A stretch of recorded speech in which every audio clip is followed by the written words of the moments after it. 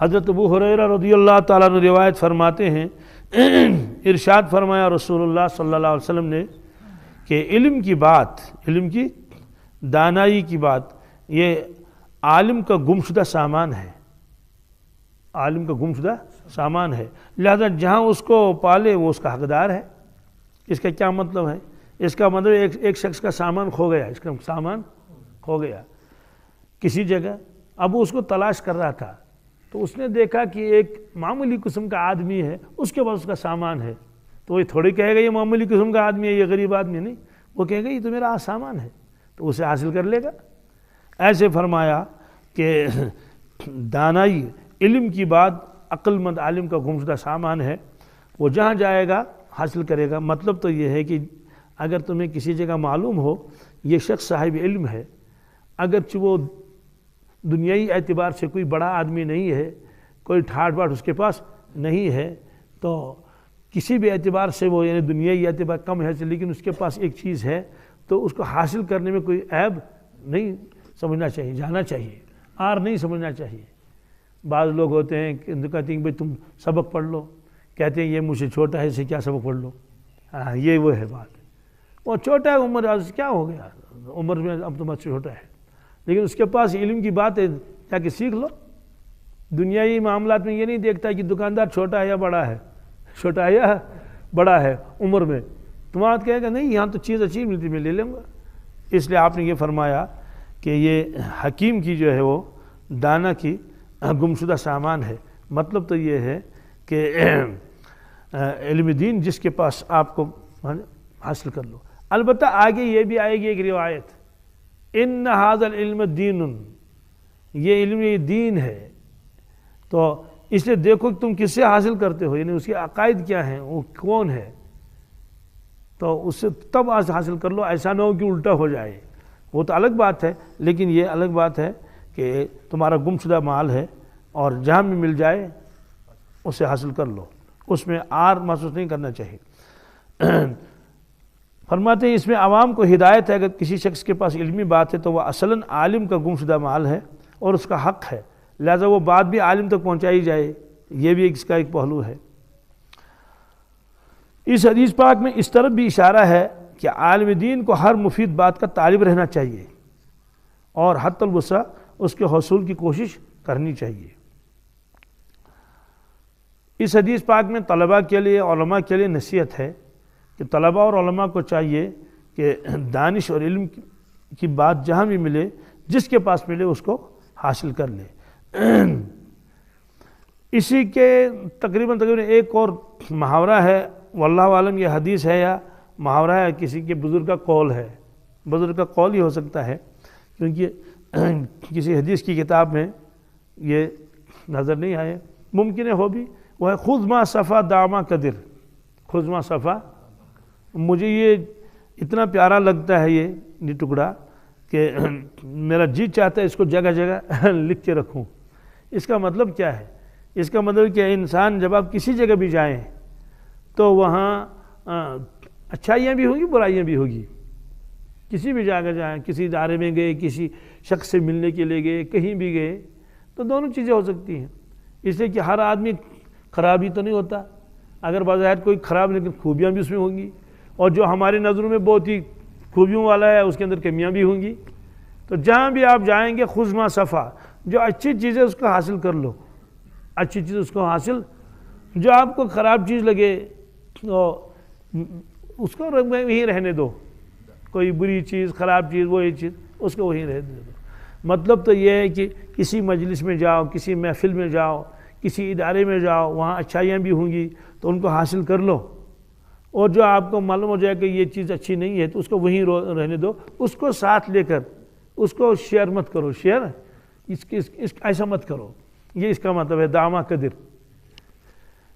اس کا الٹا بھی ہوتا ہے نا، ایک شخص کسی جگہ گیا، وہاں جتنی خوبیاں ہیں اس کو بیان نہیں کیا، اس کی جتنی کمزوریاں نظر آ گئی اور اس کمزوریوں کو پھیلا رہا ہے۔ جیسے مثال کے طور پر کسی ڈپارٹمنٹ میں آپ گئے، کسی شخص سے ملنے کے لیے گئے، کسی ادارے میں گئے، وہاں آپ نے دیکھا کہ کچھ اچھائیاں بھی ہیں، کچھ خامیاں بھی ہیں، جیسے کوڑا کرکٹ ہے، صفائی اچھی طرح سے نہیں ہے، طلبہ شور کر رہے ہیں، تو یہ چیزیں آپ نے اخذ کر لی اور کہتے ہیں جناب وہاں تو شور بہت ہوتا ہے، ہاں صفائی کا بھی کوئی خاص انتظام نہیں ہوتا ہے، ارے بیت الخلاء بھی خراب ہوتی ہے۔ جو وہاں کی خوبیاں تھیں وہ آپ کو نظر نہیں آئی کہ تعلیم کا معیار یہ ہے، نمازوں کی پابندی ہے، یہ اس کا مطلب یہ نہیں ہے کہ مدرسے والے جو ہے وہ صفائی بھی نہ کریں۔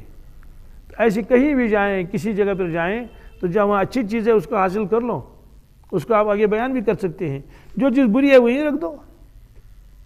تو جیسے مثال کے طور پر انسان کہیں بھی جاتا ہے تو حاصل کر لی چیز، لال و جواہر اٹھا لیے، کیچڑ وہیں رکھ دی، کیچڑ تھوڑی اٹھاتے ہیں۔ ایسے آپ کسی میدان میں گئے ہیں، وہاں لال و جواہر بھی تھے اور گوبر بھی تھا، تو ایک آدمی تو اپنے لال و جواہر کو نکال کے اپنے ڈھیلے میں لائے، گوبر تھوڑے لائے گا۔ تو کہیں بھی جائے، یہ ہمارے لیے بھی ہے، میرے لیے بھی، آپ کے لیے بھی ہے، ایک نصیحت ہے یہ کہ کہیں بھی جائیں تو وہاں آ کر برائیاں نہیں کرنی چاہیے۔ کیا صرف برائیاں بیان کر رہا ہے، کیا ضرورت ہے؟ لوگ حج میں جاتے ہیں، وہاں سے آ کر دکانداروں کی ایسی سنا رہے ہیں، تو وہ دکاندار وہاں کے تھوڑی ہے، کوئی بنگلہ دیش کا ہے، کوئی کسی ملک کا ہے۔ خلاصہ یہ ہے خذ ما صفا، جہاں بھی جاؤ گے اچھی چیز حاصل کر لو، بس دع ما قدر، جو قدر ہے اس کو وہیں رکھ دو۔ تو بہرحال یہ فرمایا کہ الکلمۃ الحکمہ، دانائی کی بات، یہ گمشدہ سامان ہے کس کا؟ مومن کا، مومن کا، عالم کا۔ مومن کا لفظ آیا نا جی، مطلب یہ ہے کہ حکیم آیا، کیا دانا، کیا جی، تو اس میں وہ عیب اور عار نہیں کرنا چاہیے۔ وعن ابن عباس رضی اللہ تعالی عنہما قال قال رسول اللہ صلی اللہ تعالی علیہ وسلم فقیہ واحد اشد علی الشیطان من الف عابد، رواہ ترمذی و ابن ماجہ۔ حضرت عبداللہ ابن عباس رضی اللہ عنہما فرماتے ہیں، ارشاد فرمایا حضرت رسول اللہ صلی اللہ علیہ وسلم نے، ایک فقیہ شیطان پر 1000 عابدوں سے زیادہ باری ہے۔ ایک فقیہ، فقیہ کسے کہتے ہیں؟ فقیہ وہ عالم ہے جس کو علوم دینیہ میں رسوخ کا درجہ حاصل ہو۔ کیا رسوخ کا یعنی ید طولہ ہو اس کے اوپر، کیا پورا زبردست ماہر ہے، قرآن پاک اور احادیث اور فقہ اور سب چیز جانتا ہے، اور شیطان کی چالوں سے واقف ہو، شیطان کی چالوں سے واقف ہو، اور اللہ تعالیٰ نے اس کو خدادات فراست عطا فرمائی ہے کہ وہ حفاظت کی تدبیر بھی کر سکے جو شیطان جو ہے وہ چلاتا ہے۔ تو فرماتے ہیں کہ یہ باری ہے شیطان کے اوپر 1000 عابد سے، یعنی 1000 عابدوں کو گمراہ کرنا شیطان کے لیے آسان ہے، شیطان کے لیے، لیکن ایک فقیہ کو گمراہ کرنا اس کے لیے بہت مشکل ہے۔ پھر دوسری بات یہ ہے، شیطان جو ہے وہ جہلاء میں، عوام میں، ان کو گمراہی میں لے جاتا ہے، لیکن یہ فقیہ آتا ہے اور ان کو ہزاروں کو بچاتا ہے، ہزاروں کو۔ شیطان کہتا ہے افسوس، میرا بنائے کھیل تو سارا بگاڑ دیا اس نے، اس لیے عابدوں سے وہ ڈرتا نہیں، عابدوں سے وہ ڈرتا، کہتے ہیں عبادت کرنے تو یہ تو اکیلا آدمی ہے، یہ تو اکیلا اس کی عبادت کے پاس ہے اور اس کو گمراہ کرنا آسان ہے، یہ شیطان کہتا ہے، لیکن فقیہ کو اسے ڈرتا ہے۔ کوئی اس میں دوسرے اعتبار سے ایک ترغیب یہ بھی ہے کہ آدمی کو خالی عابد نہیں رہنا چاہیے، کیا بلکہ کوشش کرنی چاہیے کہ علم میں بھی کیا ہو، اضافہ ہو۔ پھر بزرگان دین اس حدیث پاک کی روشنی میں واقعات بھی سناتے ہیں۔ ایک عابد کا واقعہ کتاب میں لکھا ہے کہ بہت عبادت کرتا تھا، تو شیطان نے کہا کہ اس کو گمراہ کریں گے، تو دروازے پر آ کر رات کو آ گیا، تہجد کے وقت ٹھک ٹھک کیا، اس نے کہا کون ہے؟ اس نے کہا جبرائیل۔ کیا؟ اور جبرائیل کہاں؟ کیوں آئے؟ کہا اللہ تعالیٰ کو آپ کی عبادت اتنی پسند آ گئی، آپ نے بہت عبادت کی ہے، تو اب اللہ نے فرمایا کہ اس کو معراج کرائیں گے۔ کیا کریں گے؟ تو اس لیے آپ تیاری کر لیں۔ تو اس نے جلدی سے جو ہے وہ اپنی تیاری کر لی اور باہر آ گیا، تو اس نے شیطان نے ایک گدھا ساتھ لایا تھا، تو اس کے اوپر اس کو سوار کیا، لیتا گیا اس کو، تو ایک جگہ بہت کوڑا تھا، وہ کوڑا کرکٹ وغیرہ تھا، اس سے کہا کہ یہاں اتر جاؤ۔ کیا کہا؟ آپ تو بالکل قریب پہنچ گئے پہلے آسمان کے، اب اور کچھ شعبدہ بھی دکھایا اس کو، تو اس کو سجدے میں رکھا۔ کیا رکھا؟ اب وہ صبح اسی میں ہے، خود شیطان غائب ہو گیا۔ اب صبح جو لوگ آ رہے ہیں، اس کو کیا بھائی، یہ اس کو کیا ہو گیا، یہاں کیوں ہے یہ؟ تو اس سے پوچھیں بھائی آپ یہاں کیا کر رہے ہیں؟ اس نے کہا میں معراج میں ہوں۔ کس میں؟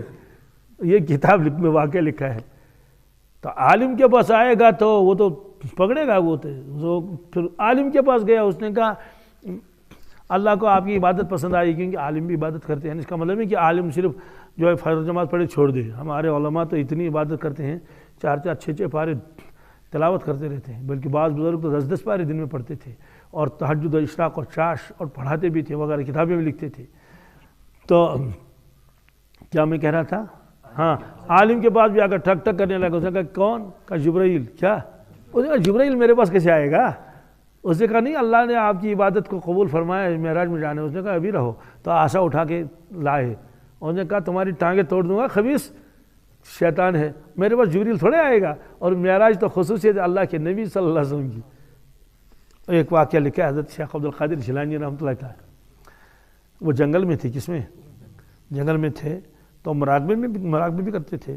دیکھا کہ اچانک ایک نور آ گیا اور پیاس بھی لگی تھی حضرت کو. تو محسوس ہو گیا کہ اچھا نور ہے. ان کے پاس تو اس طرح کی چیزیں آتی تھی. دیکھا کہ آواز آ گئی عبدالقادر آپ کو پیاس لگی ہے، یہ پانی پی لو. یہ تو دیکھا سونے کا گلاس ہے. کیا؟ سونے کا گلاس ہے، اس میں پانی. ہاتھ نظر آیا. کیا؟ حضرت نے جب دیکھا یہ تو سونے کا گلاس ہے، فوراً سمجھ گئے کہ یہ سونا تو استعمال کرنا حرام ہے، کہ سونے کے زیورات تو خواتین استعمال کر سکتی ہیں، لیکن سونے کے برتن نہ مرد استعمال کر سکتے ہیں نہ عورتیں استعمال کر سکتے ہیں، دونوں کے لیے حرام ہے. انہوں نے دل میں خیال کیا یہ تو سونے کا گلاس ہے. ادھر سے آواز آئی اور حلال کرنے والے بھی ہم ہی ہیں، حرام کرنے والے بھی آپ کے لیے اجازت ہے، پی لو. تو حضرت کو فوراً فرمایا کہ اس شریعت میں نسخ نہیں. کیا؟ جس چیز کو اللہ کے نبی صلی اللہ علیہ وسلم نے حرام فرمایا اب قیامت تک اس کو کوئی حلال نہیں کر سکتا ہے. جس کو حلال فرما اس کو کون حرام کرے گا؟ فرمایا کہ تو شیطان لگ رہا ہے. کیا؟ حضرت نے فرمایا لا حول ولا قوت الا باللہ. اتنی میں جو نور تھا، وہ نور کا تخت تھا، اس میں آگ لگ گئی. کیا؟ دھواں نکلنے لگا.